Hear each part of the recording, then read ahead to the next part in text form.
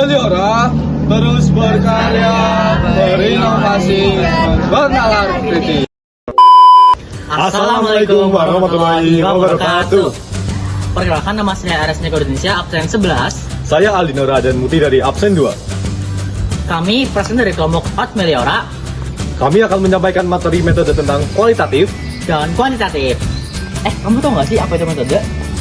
Menurut KBBI, metode adalah cara teratur yang digunakan untuk melaksanakan suatu pekerjaan agar tercapai sesuatu yang dikehendaki, atau cara kerja bersistem untuk memudahkan pelaksanaan suatu kegiatan guna mencapai tujuan. Oh, jadi kalau secara umum ada dua nih metode di ilmu sosiologi yang akan disesuaikan dengan tujuan dan kebutuhan yang ada. Yang pertama itu kan metode kualitatif ya. Artinya metode kualitatif adalah penelitian yang lebih fokus dan bersifat deskriptif yang cenderung menggunakan analisis. Metode kualitatif menurut beberapa ahli itu ada sebagai berikut ya. Yang pertama menurut Kuhn-Dunning-Rath. Menurut Kuhn-Dunning-Rath, penelitian kualitatif adalah desain penelitian yang memiliki 3 format: penelitian deskriptif, verifikasi, dan format grounded research. Yang kedua itu menurut Mulong. Menurut Mulong, memakai penelitian kualitatif sebagai penelitian yang bertujuan memahami fenomena yang dialami oleh subjek penelitian. Lebih pas dan cocok untuk meneliti hal-hal yang berkaitan dengan penelitian perilaku, sikap, sosial, motivasi, persepsi, dan tindakan subjek. Selanjutnya, David William. Menurut David William, tahun 1995, penelitian kualitatif adalah upaya peneliti mengumpulkan data berdasarkan latar alamiah. Tentu saja, karena dilakukan secara alamiah atau natural. Hasil penelitiannya pun juga ilmiah dan dapat dipertanggungjawabkan. Yang ketiga ada dari David Williams. Menurut David Williams, penelitian kualitatif adalah upaya peneliti mengumpulkan data berdasarkan latar alamiah. Tentu saja karena dilakukan secara alamiah dan natural. Hasil penelitiannya pun juga ilmiah dan dapat dipertanggungjawabkan. Yang keempat ada dari Sugiono. Mengartikan bahwa penelitian kualitatif lebih cocok digunakan untuk jenis penelitian yang memahami tentang fenomena sosial dari perspektif partisipan. Dapat pula diartikan penelitian yang lebih cocok untuk meneliti kondisi atau situasi objek penelitian. Nah, selanjutnya itu ada tujuan penelitian kualitatif. Jadi, metode penelitian kualitatif bertujuan untuk menemukan informasi sedetailnya. Semakin mendalam data yang diperoleh, maka semakin bagus pula kualitas penelitian tersebut. Berbedalah dengan penelitian kuantitatif yang berfokus pada banyaknya data. Next, kita ada ciri-ciri penelitian kualitatif. Yang pertama, peneliti adalah instrumen. Instrumen adalah alat ukur untuk mengumpulkan informasi. Instrumen pada metode kualitatif adalah peneliti alias kita sendiri. Yang kedua adalah bersifat subjektif. Data pada penelitian kualitatif bersifat subjektif karena diolah oleh peneliti sendiri. Selain itu, informasi pada penelitian kualitatif bertumbuh pada asumsi, keyakinan, pendapat, serta dipengaruhi oleh emosi dan perasaan pribadi. Nah, yang ketiga itu ada berkembang dan fokus pada proses. Proses pengumpulan data dalam penelitian kualitatif tidak bisa dilakukan satu kali. Apalagi kalau responden yang kamu hubungi berjumlah lebih dari 2 orang atau lebih. Yang ketiga itu ada berkembang dan fokus pada proses.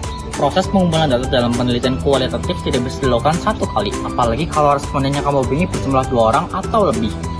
Yang keempat, hasil data deskriptif. Informasi yang diperoleh akan diolah dan disajikan dalam bentuk uraian atau deskripsi.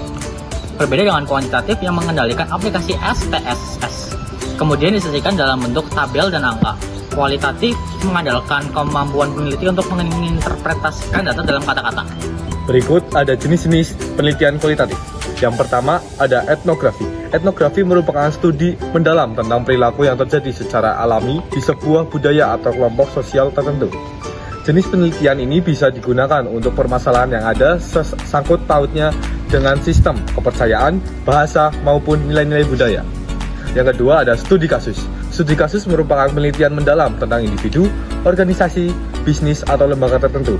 Tujuannya untuk menggambarkan kondisi, mencari penyebab, serta memungkinkan peneliti menemukan solusi atas permasalahan yang ada.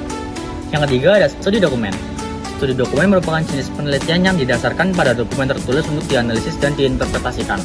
Dokumen tersebut bisa berupa buku, teks, surat kabar, majalah, surat-surat, film, catatan harian, naskah, artikel, dan sejenisnya.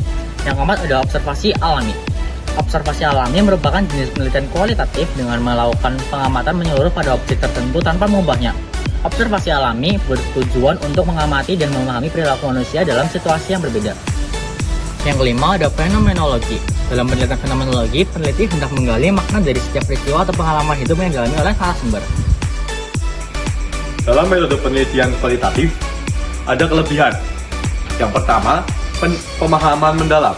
Metode penelitian kualitatif memungkinkan peneliti untuk memperoleh pemahaman mendalam tentang suatu permasalahan.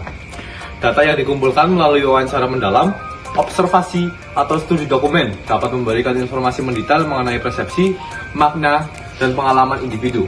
Yang kedua ada fleksibilitas. Pengumpulan informasi metode kualitatif dilakukan berkali-kali, sehingga peneliti dapat mengolah fokus penelitian atau strategi pengumpulan data sesuai dengan temuan yang muncul selama proses penelitian.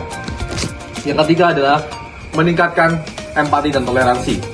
Saat menggunakan metode kualitatif, peneliti bertemu dengan narasumber dari latar belakang beragam.